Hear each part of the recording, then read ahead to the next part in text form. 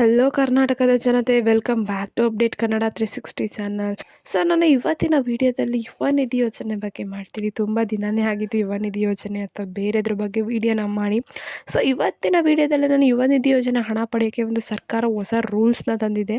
ಇನ್ನು ಮುಂದೆ ನೀವು ಈ ದಾಖಲೆಯನ್ನು ನೀವು ಕಡ್ಡಾಯವಾಗಿ ಸಲ್ಲಿಸಲೇಬೇಕು ಸರ್ಕಾರಕ್ಕೆ. ಆವಾಗಷ್ಟೇ ನಿಮಗೆ ಏನು ಯುವ ನಿಧಿ ಯೋಜನೆ 3,000 ರೂಪಾಯಿ ಅಥವಾ 1,500 ರೂಪಾಯಿನ ಪಡ್ಕೊಳೋಕ್ಕೆ ಸಾಧ್ಯ ಆಗುತ್ತೆ. ಸೊ ಇದ್ರ ಬಗ್ಗೆ ಎಲ್ಲ ಡೀಟೇಲಾಗಿ ತಿಳಿಸ್ಕೊಡ್ತೀನಿ. ಸೊ ಯಾರನ್ನು ವಿಡಿಯೋನ ಸ್ಕಿಪ್ ಮಾಡೋಕ್ಕೆ ಹೋಗಬೇಡಿ ಮಧ್ಯ ಅಂತ ಹೇಳ್ತಾ ಬನ್ನಿ ವಿಡಿಯೋನ ಸ್ಟಾರ್ಟ್ ಮಾಡೋಕ್ಕಿಂತ ಮುಂಚೆ ನೀವು ಏನಾದರೂ ನಮ್ಮ ಚಾನಲ್ಗೆ ಸಬ್ಸ್ಕ್ರೈಬ್ ಮಾಡ್ಕೊಂಡಿಲ್ಲ ಅಂದರೆ ದಯವಿಟ್ಟು ಚಾನಲ್ಗೆ ಸಬ್ಸ್ಕ್ರೈಬ್ನ ಮಾಡ್ಕೊಳ್ಳಿ. ಹಾಗೆ ವಿಡಿಯೋನ ಆದಷ್ಟು ಯುವತಿಯರಿಗೆ ಶೇರ್ ಮಾಡಿ ಅಂತ ಕೇಳ್ತಾ ವಿಡಿಯೋಗೆ ಲೈಕ್ ಕೊಟ್ಬಿಟ್ಟು ವಿಡಿಯೋನ ನೋಡಿ. ಸೊ ಈ ವಿಡಿಯೋಗೆ 30 ಲೈಕ್ಸ್ನ ಪಡ್ಕೊಳಕ್ಕೆ ಹೆಲ್ಪ್ ಮಾಡಿ ಅಂತ ಕೇಳ್ತಾ ವಿಡಿಯೋನ ಸ್ಟಾರ್ಟ್ ಮಾಡೋಣ. ಸೊ ಏನೋ ಒಂದು ರಾಜ್ಯ ಸರ್ಕಾರದ 5ನೇ ಗ್ಯಾರಂಟಿ ಯೋಜನೆ ಆಗಿದ್ದು ಯುವ ನಿಧಿ ಯೋಜನೆ. ಈ ಯೋಜನೆ ಆರಂಭವಾಗಿ ಮೊದಲನೇ ಕಂತಿನ ಹಣವನ್ನು ಕೂಡ ಫಲಾನುಭವಿಗಳ ಖಾತೆಗೆ ಜಮಾ ಆಗಿದೆ. ಫೆಬ್ರವರಿ ತಿಂಗಳಲ್ಲಿ 2ನೇ ಕಂತಿನ ಹಣನೂ ಬಿಡುಗಡೆ ಆಗಿ ಎಷ್ಟೊಂದು ಫಲಾನುಭವಿಗಳಿಗೆ ಸಿಕ್ಕಿದೆ. ಸೊ ನಿಮಗೂ ಕೂಡ 3ನೇ ಕಂತಿನ ಹಣ ಅಥವಾ 2ನೇ ಕಂತಿನ ಹಣ ಬಂದಿಲ್ಲದವರು ಹಣನ ಪಡ್ಕೋಬೇಕು ಅಂದರೆ ನೀವು ಯುವತಿಯರು ಮೊದಲು ಈ ಒಂದು ಪ್ರಮುಖ ದಾಖಲೆಗಳನ್ನ ನೀವು ಸಲ್ಲಿಕೆ ಮಾಡಲೇಬೇಕು. ಇಲ್ಲವಾದರೆ ನಿಮಗೂ ಕೂಡ ಯಾವುದೇ ಕಾರಣಕ್ಕೂ ಹಣ ಜಮಾ ಮಾಡಲು ಸರ್ಕಾರದ ಕಡೆಯಿಂದ ಸಾಧ್ಯ ಆಗಲ್ಲ ಅಂದ್ಬಿಟ್ಟು ಸರ್ಕಾರನೇ ಖುದ್ದಾಗಿ ತಿಳಿಸಿದೆ.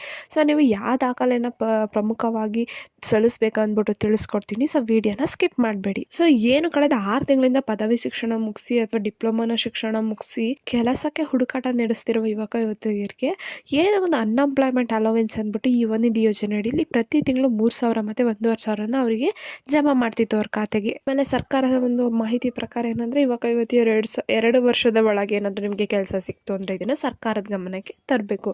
ಸರ್ಕಾರದ ಗಮನಕ್ಕೆ ಒಂದು ವೇಳೆ ತಂದಿಲ್ಲ ಅಂದರೆ ನಿಮಗೆ ಭಾರಿ ಮೊತ್ತದ ಫೈನ್ ಕೂಡ ಹಾಕ್ತೀವಿ ಅಂತ ಸರ್ಕಾರದವರು ತಿಳಿಸಿದರು. ಸೊ ಏನು ಯುವ ನಿಧಿ ಯೋಜನೆಯನ್ನು ನೀವು ಫಲಾನ ಪಡ್ಕೋಬೇಕು ಅಂದರೆ ಈ ದಾಖಲೆನ ನೀವು ಸಲ್ಲಿಸಿದವರಿಗೆ ಮಾತ್ರನೇ ಅವ್ರ ಯುವ ನಿಧಿ ಯೋಜನೆ ಹಣ ಮಿಸ್ ಆಗ್ತಲೇ ಬರುತ್ತೆ. ಸೊ ಹೌದು, ಪ್ರತಿಯೊಬ್ಬ ಯುವಕ ಅಥವಾ ಯುವತಿಯರು ನೀವು ಯುವ ನಿಧಿ ಯೋಜನೆ ಅರ್ಜಿ ಸಲ್ಲಿಸೋದಕ್ಕೂ ಮೊದಲು ಸರ್ಕಾರ ಕೆಲವೊಂದಷ್ಟು ಪ್ರಮುಖ ದಾಖಲೆಗಳನ್ನ ಕೇಳಿತ್ತು. ಆ ದಾಖಲೆಗಳನ್ನ ಯಾರ್ಯಾರೆಲ್ಲ ಕರೆಕ್ಟಾಗಿ ಕೊಟ್ಟು ಅರ್ಜಿನ ಹಾಕಿದ್ರಲ್ಲ, ಸೊ ಅಂಥವ್ರಿಗೆ ಹಣ ಕೂಡ ಬಿಡುಗಡೆ ಆಗಿದೆ. ಮೊದಲನೇ ಕಂತು ಮತ್ತು 2ನೇ ಕಂತು. ಇನ್ನು ಫೆಬ್ರವರಿ ತಿಂಗಳಲ್ಲಿ ಯುವ ನಿಧಿ ಯೋಜನೆ 2ನೇ ಕಂತಿನ ಹಣನೂ ಬಿಡುಗಡೆ ಆಗಿದೆ. ಮಾರ್ಚ್ 15ನೇ ತಾರೀಕಿನೊಳಗೆ ಎಲ್ಲರೂ ಫಲಾನುಭವಿಗಳ ಖಾತೆಗೆ 2ನೇ ಕಂತಿನ ಹಣನ ಬಿಡುಗಡೆ ಮಾಡ್ತಾರೆ ಸರ್ಕಾರದವರು. ಅಂದರೆ ಕಂಪ್ಲೀಟ್ 100% ಸಕ್ಸಸ್ಸಲ್ಲಿ ಮಾರ್ಚ್ 15ರೊಳಗೆ ಎಲ್ಲರ ಖಾತೆಗೂ ಹಣನ ಜಮಾ ಮಾಡ್ತೇವೆ. ಮಾರ್ಚ್ 30ರೊಳಗೆ ನಿಮಗೆ 3ನೇ ಕಂತಿನ ಹಣ ಬರೋ ಎಲ್ಲ ಚಾನ್ಸಸ್ಸು ಇದೆ. ಸೊ ನಿಮಗೂ ಕೂಡ ಈ ಹಣ ಬರಬೇಕು ಅಂದರೆ ನೀವು ಸ್ವಯಂ ಉದ್ಯೋಗಿ ಅಲ್ಲ ಅಂದ್ಬಿಟ್ಟು ಒಂದು ಪ್ರಮಾಣ ಪತ್ರನ ಸಲ್ಲಿಕೆ ಮಾಡಲೇಬೇಕು. ಸೊ ಪ್ರತಿ ತಿಂಗಳು ಕೂಡ ಯುವ ನಿಧಿ ಯೋಜನೆ ಮಾನಸಿಕ ಭತ್ಯೆ ಪಡೆದುಕೊಳ್ಳಲು ಫಲಾನುಭವಿಗಳು ಈ ಮೂಲಕ ದಾಖಲೆಗಳನ್ನ ಆನ್ಲೈನ್ ಪೋರ್ಟಲ್ನಲ್ಲಿ ಅಪ್ಲೋಡ್ ಮಾಡಬೇಕು. ಸೊ ಈ ಪ್ರಮುಖ ದಾಖಲೆಗಳನ್ನ ನೀವು ಆನ್ಲೈನ್ ಪೋರ್ಟಲ್ನಲ್ಲಿ ನೀವು ಅಪ್ಲೋಡ್ ಮಾಡಲೇಬೇಕು. ಇದು ಪ್ರತಿ ತಿಂಗಳು ನೀವು ಅಪ್ಲೋಡ್ ಮಾಡಲೇಬೇಕು. ಸೊ ಮೊದಲನೇದಾಗಿ ನೀವು ಯಾವ ಡಾಕ್ಯುಮೆಂಟ್ನ ಅಪ್ಲೋಡ್ ಮಾಡಬೇಕಂದ್ರೆ ನೀವು ತನಗೆ ಕೆಲಸ ಸಿಕ್ಕಿಲ್ಲ ಎಂದ್ಬಿಟ್ಟು ಒಂದು ದೃಢೀಕರಣ ಪತ್ರವನ್ನು ಅಪ್ಲೋಡ್ ಮಾಡಲೇಬೇಕು.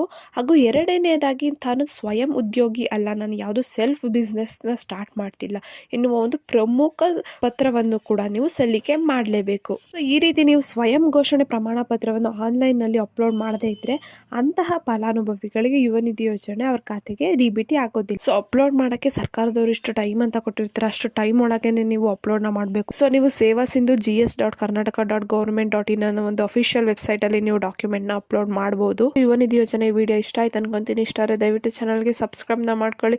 ವಿಡಿಯೋನ ಆದಷ್ಟು ಶೇರ್ ಮಾಡಿ ಅಂತ ಕೇಳ್ತಾ ಏನೇ ಪ್ರಾಬ್ಲಮ್ ಇತ್ತು ಅಂದ್ರೆ ಕಮೆಂಟ್ನ ಹಾಕಿ. ಧನ್ಯವಾದಗಳು.